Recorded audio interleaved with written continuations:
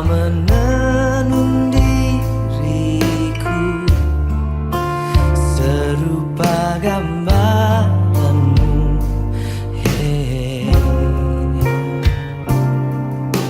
Sungguh berharga di matamu Tuhan kehidupanku.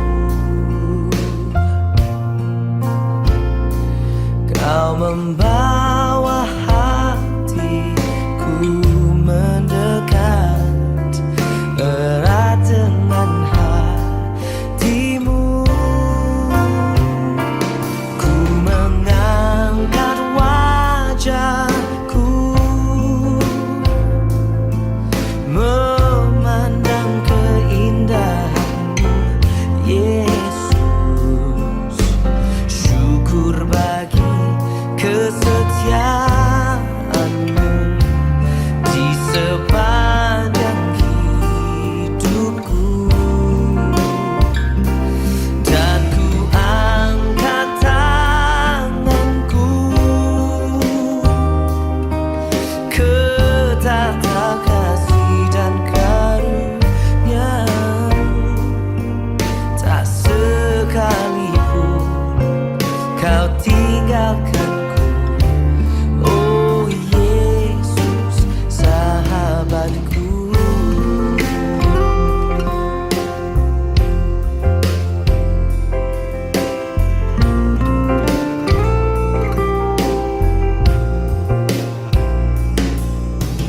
Betapa ajaib dan dahsyatnya Tuhan kejadianku. Kau menenun diriku serupa gambaranmu. Oh, sungguh berharga di matamu Tuhan kehidupanku. Kau membawa hatiku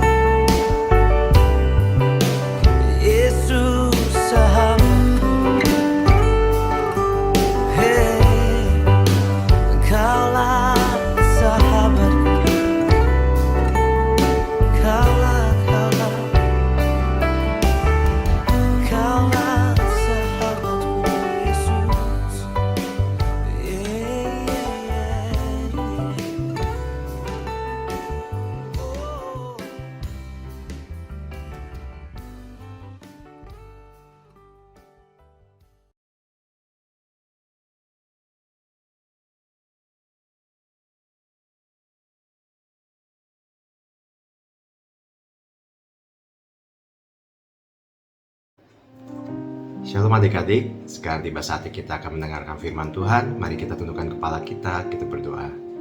Bapa kami dalam surga, terima kasih.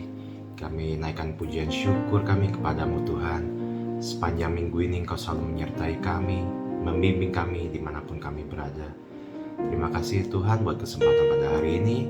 Kami boleh menaikkan pujian dan penyembahan di hadapan hadirat-Mu. Sekarang Tuhan kami mau belajar firman-Mu, urapi kami, berikanlah kami pengertian ya Tuhan, supaya kami dapat mengerti firman-Mu. Terima kasih ya Tuhan, di dalam nama Tuhan Yesus, kami telah berdoa dan mengucap syukur. Haleluya, amin. Adik-adik, tema renungan Kacaras pada pagi hari ini adalah setara di hadapan Tuhan. Mari kita buka kitab kita di dalam Lukas 1 ayat 26 sampai 38. Lukas 1 ayat 26 sampai 38. Pemberitahuan tentang kelahiran Yesus. Dalam bulan yang ke-6, Allah menyuruh malaikat Gabriel pergi ke sebuah kota di Galilea bernama Nazaret, kepada seorang perawan yang bertunangan dengan seorang yang bernama Yusuf dari keluarga Daud. Nama perawan itu Maria.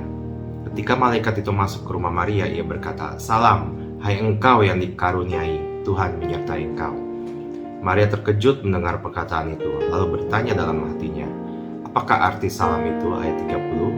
Kata malaikat itu kepadanya, "Jangan takut, hai Maria, sebab engkau beroleh kasih karunia di hadapan Allah. Sesungguhnya engkau akan mengandung dan akan melahirkan seorang anak laki-laki, dan hendaklah engkau menamai dia Yesus. Ia akan menjadi besar dan akan disebut anak Allah yang maha tinggi, dan Tuhan Allah akan mengaruniakan kepadanya tahta Daud bapa leluhurnya, dan ia akan menjadi raja atas kaum keturunan Yakub sampai selama-lamanya, dan kerajaannya tidak akan berkesudahan." Kata Maria kepada malaikat itu, "Bagaimana hal itu mungkin terjadi, karena aku belum bersuami?" Jawab malaikat itu kepadanya, "Roh Kudus akan turun atasmu, dan kuasa Allah yang maha tinggi akan menaungi engkau. Sebab itu anak yang akan kau lahirkan itu akan disebut kudus, anak Allah. Dan sesungguhnya Elisabet sanakmu itu, ia pun sedang mengandung seorang anak laki-laki pada hari tuanya, dan inilah bulan yang ke-6 bagi dia, yang disebut mandul itu.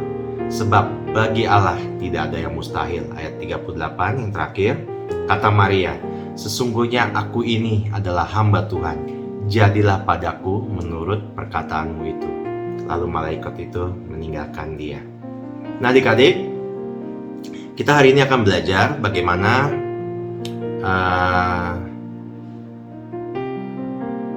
bahwa Tuhan berkenan kepada setiap orang ya, tanpa memandang status, jenis kelamin, suku, etnis, dan lain sebagainya. Nah, demikian juga kita adik-adik kita akan belajar ya bagaimana kita supaya kita tidak membeda-bedakan ya orang-orang di sekitar kita. Karena apa adik-adik? Karena semua manusia itu diciptakan serupa dan segambar dengan Tuhan. Seperti yang kita bisa baca di dalam kitab Kejadian 1 ayat 26 sampai 27. Ya, ini mengandung satu pesan yang sangat penting ya adik-adik, yaitu kesetaraan. Jadi tidak ada satu manusia pun yang berhak untuk merendahkan orang lain. Jika kita sungguh-sungguh mengasihi Tuhan Allah pencipta semesta ini, maka kita pun juga harus mengasihi sesama kita. Kita harus menganggap orang lain itu sama berharganya dengan kita ya. Berarti kita juga menghargai bahwa orang lain itu juga adalah sama-sama ciptaan Tuhan yang serupa dan segambar dengan Tuhan. Oleh karena itu, walaupun berbeda dengan warna kulit, jenis kelamin, agama, atau juga tingkatan ekonomi, itu tidak bisa menjadi alasan untuk kita untuk merendahkan orang lain ya. Nah tadi kita baca di dalam Lukas 1 ayat 26 sampai 38, di mana kita bisa baca kisah Maria yang menerima kasih karunia dari Allah. Maria begitu heran, dia takjub kenapa Tuhan Allah memilih dirinya, karena dia merasa tidak layak untuk menerima anugerah Allah itu. Maria dan juga banyak orang pada saat itu mungkin juga berpikir tentang kenapa Tuhan memilih Maria. Karena Maria adalah orang yang sangat biasa, dan tunangannya Yusuf juga seorang tukang kayu. Tidak ada yang istimewa, tidak ada jabatan sosial yang istimewa ya. Kan biasa kan Yesus dibilang raja gitu. Kenapa bukan pilih keluarga kerajaan gitu ya? Sedangkan Yusuf dan Maria hanya orang yang biasa saja. Tapi kita bisa lihat ternyata Tuhan tetap memilih Maria, walaupun Maria adalah orang yang sangat-sangat sederhana. Karena Tuhan tidak melihat apa yang dilihat manusia ya, Tuhan melihat hati. Tuhan tahu bahwa Maria adalah orang yang takut akan Tuhan. Nah, kasih karunia menjadi dasar yang sangat penting ya. Kenapa Tuhan memilih Maria? Jadi ini kita bisa lihat bahwa Tuhan tidak memandang ya orang itu berdasarkan jabatannya, kekayaannya, dan lain sebagainya.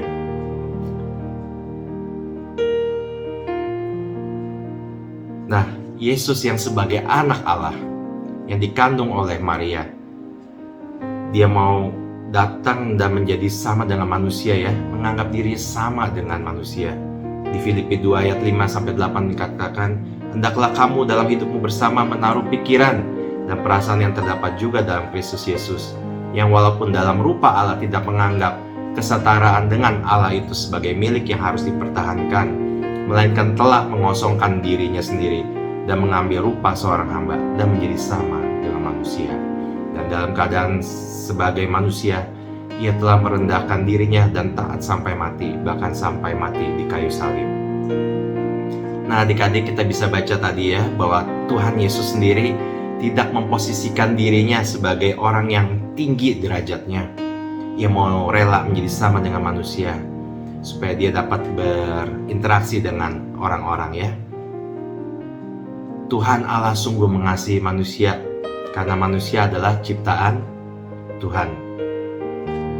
Nah, begitu juga dengan Maria yang menerima anugerah Allah tersebut. Ia tidak menjadi orang yang sombong, ia tidak merasa dirinya itu istimewa, ia tetap rendah hati ya, dan dia juga hidup apa adanya aja, sebagaimana adanya sehari-hari. Nah, sikap hidup Maria ini menjadi pelajaran yang sangat penting ya buat kita adik-adik. Maria tidak protes atau tidak menolak ya kasih karunia Allah. Maria percaya bahwa Tuhan Allah mempunyai rancangan-rancangan yang baik bagi umat manusia, termasuk melalui diri Maria. Oleh karena itu, kehadiran Yesus melalui Maria dianggap sebagai anugerah, sebagai kasih karunia yang sangat ia hargai dan dia terima dengan baik. Nah, begitu juga dengan kehidupan kita ya adik-adik, sebagai anak-anak Tuhan. Kita belajar dari Maria. Kita memahami bahwa kehadiran setiap orang dalam kehidupan kita adalah bagian dari rencana Tuhan. Dan kehadiran tersebut memberikan makna yang baik atas kehidupan kita.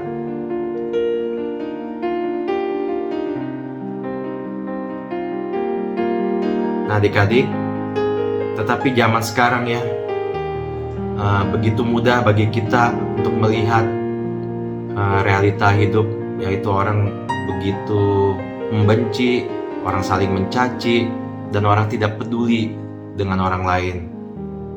Ini dikatakan ya di dalam 2 Timotius 3 ayat 1-4, keadaan manusia pada akhir zaman, bahwa manusia akan mencintai dirinya sendiri. Mereka akan membual dan menyombongkan diri. Mereka akan menjadi pemfitnah. Mereka akan berontak terhadap orang tua dan tidak tahu berterima kasih. Mereka tidak mau mengasihi. Mereka tidak mau berdamai. Mereka suka menjelekkan orang. Mereka tidak suka yang baik. Mereka berlagak tahu dan lebih menuruti hawa nafsu daripada menuruti Allah. Nah, banyak orang yang merasa dirinya paling benar, paling suci ya adik-adik. Dia merasa dirinya yang paling pantas untuk masuk surga. Padahal hidup sehari-harinya penuh dengan kebencian, kedengkian. Ya, orang-orang ini tetap menghina, merendahkan orang lain, tidak menghargai. Nah, kita belajar dari Maria yang mengajarkan kita akan cara hidup umat Allah yang seharusnya. Kita harus memiliki kerendahan hati. Kita harus menghargai sesama ya. Kita harus menganggap bahwa kita dan orang lain adalah setara. Kita semua adalah ciptaan Tuhan yang serupa dan segambar dengan Tuhan. Dengan kerendahan hati kita sadar bahwa tidak ada yang dapat kita sombongkan, bahwa tidak ada yang kita bisa banggakan, bahwa kita tidak bisa merasa diri kita bahwa diri kita lah yang paling benar ya adik-adik. Bahkan Yesus sendiri datang sebagai seorang hamba. Maka kita pun juga harus merendahkan diri ya. Kita harus memiliki kerendahan hati seperti Tuhan Yesus. Ya. Janganlah kita saling menghakimi, janganlah kita saling merendahkan orang lain. Kita harus saling menghargai ya. Kita syukuri hidup ini yang sudah dianugerahkan Tuhan kepada kita. Kita juga mensyukuri dengan kehadiran orang-orang, kita menghargai orang lain ya. Karena orang lain pun juga sama seperti kita semua adalah setara.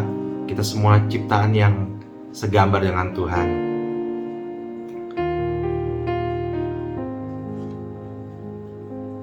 Penting bagi kita ya adik-adik untuk kita belajar menghargai ya. Kita belajar menghargai orang lain. Kita mau jadi orang yang rendah hati. Kita tidak mau sombong ya. Kita semua setara, kita semua sama di mata Tuhan adik-adik. Tuhan tidak melihat tingkat pendidikan kita, tingkat ekonomi keluarga kita. Tuhan tidak melihat itu. Tuhan melihat kedalaman hati kita. Sebagaimana Tuhan dikatakan di dalam Alkitab, Tuhan melihat hati. Tuhan tidak melihat apa yang dilihat manusia, apa yang dilihat di luar gitu ya. Tuhan melihat kedalaman hati kita. Nah adik-adik, kita sudah belajar tadi ya bahwa kita harus saling menghargai satu dengan yang lain. Yes, kita semua setara di hadapan Allah. Kak Charles teringat ada sebuah cerita di mana ada 4 bersaudara hidup di dalam tubuh manusia, dan mereka adalah wajah, tangan, kaki, serta perut. Keempatnya hidup sangat rukun, dan sampai suatu hari timbul perselisihan di antara mereka. Mereka masing-masing merasa dirinya yang paling hebat, menganggap dirinya yang paling penting. Dan pertama-tama si kaki berbicara. Hai teman-teman, aku kaki, akulah yang paling penting di antara kalian. Coba kalian pikir, manusia tuh gak bisa kemana-mana tanpa aku. Aku, si kaki, yang penting ini bisa membawa berjalan kemana-mana, bisa melangkahkan kaki kemana-mana gitu. Jadi aku yang paling penting, kata si kaki. Lalu tangan juga tidak mau kalah. Dia berkata, kaki, manusia tanpa tangan tidak bisa bekerja. Memang benar, tanpa kaki manusia tidak bisa pergi kemana-mana. Tetapi yang paling penting bagi manusia adalah tangan. Supaya manusia dapat bekerja, baru bisa makan. Jadi manusia harus bekerja, dan itu yang sangat penting. Jadi akulah si tangan yang paling penting. Ya. Nah, lalu si wajah juga gak mau kalah. Lalu wajah berkata, kalian sama sekali tidak penting dibanding aku. Tahu gak kalian, manusia itu dihargai karena apanya? Bukan dihargai karena kalian tangan dan kaki. Manusia dihargai itu karena wajahnya. Wajah yang tampan, wajah yang cantik, membuat manusia itu dikagumi orang-orang. Dan aku juga memiliki panca indera yang begitu penting. Aku punya mata, punya telinga, punya hidung, lidah, dan juga mulut. Nah jelas-jelas lah aku si wajah ini yang paling penting ya.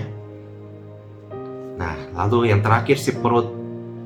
Tadinya diam saja, dia ikut-ikutan, tidak mau kalah ya adik-adik.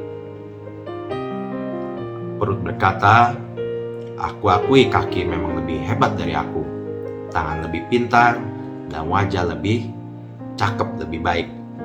Tetapi coba kalian pikir bahwa akulah yang paling penting. Tanpa aku kalian semua akan tewas dan tidak berguna. Lalu mendengar ucapan si perut, anggota tubuh lainnya, si wajah, si tangan, si kaki menjadi begitu marah. Mereka menganggap bahwa perut adalah bagian tubuh yang paling malas. Coba, sehari-hari perut itu hanya makan. Sehari kerjanya hanya makan dan makan terus. Coba kalau kami, kaki selalu bekerja, berjalan kaki. Tangan selalu bekerja, mencari nafkah. Wajah selalu wajah juga berguna karena ada mata, ada hidung, dan lain sebagainya. Nah, sejak kejadian perselisihan itu, akhirnya tangan, kaki, dan wajah mulai mengabaikan si perut. Mereka tidak mau mencarikan makanan buat perut, biar perut tahu bahwa tanpa kita, perut itu tidak ada gunanya. Lalu, perut pun tidak menerima makanan selama berhari-hari, dan perut menjadi sangat lemah. Tetapi herannya adik-adik, bukan perut saja yang menjadi lemah. Ternyata anggota yang lainnya pun, si wajah, kaki, dan tangan pun menjadi lemah. Tangan dan kaki menjadi sangat sulit digerakkan. Kaki tidak kuat untuk berjalan lagi.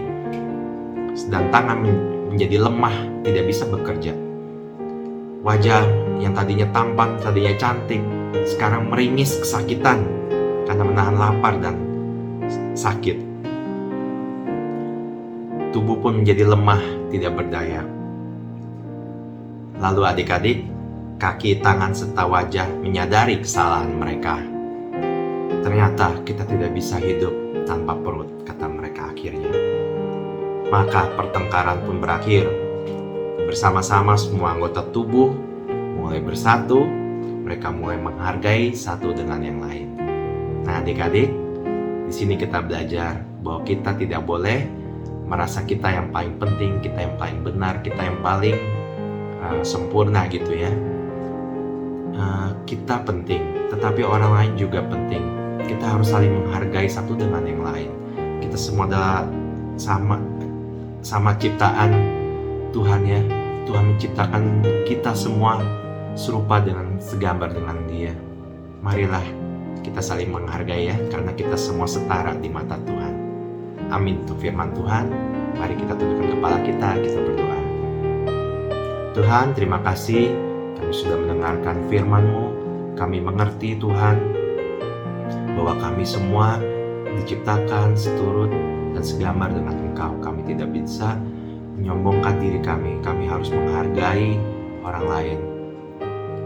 Kami mau menjadi orang-orang yang rendah hati ya Tuhan, seperti Maria yang rendah hati walaupun dikasih karunia yang begitu besar oleh-Mu.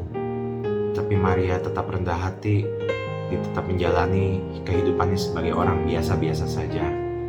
Kami juga mau menjadi orang yang rendah hati ya Tuhan. Ampuni kami ketika kami seringkali menjadi sombong, menjadi tinggi hati. Kami merasa diri kami yang paling benar, paling suci. Kami minta ampun Tuhan. Kami mau bertobat dan kami mau menjadi anak-anak Tuhan yang rendah hati, yang menghargai satu dengan yang lain. Terima kasih ya Tuhan. Hanya di dalam nama Tuhan Yesus kami telah berdoa dan mengucap syukur. Haleluya. Amin. Amin. Selamat berhari Minggu adik-adik. Tuhan Yesus memberkati.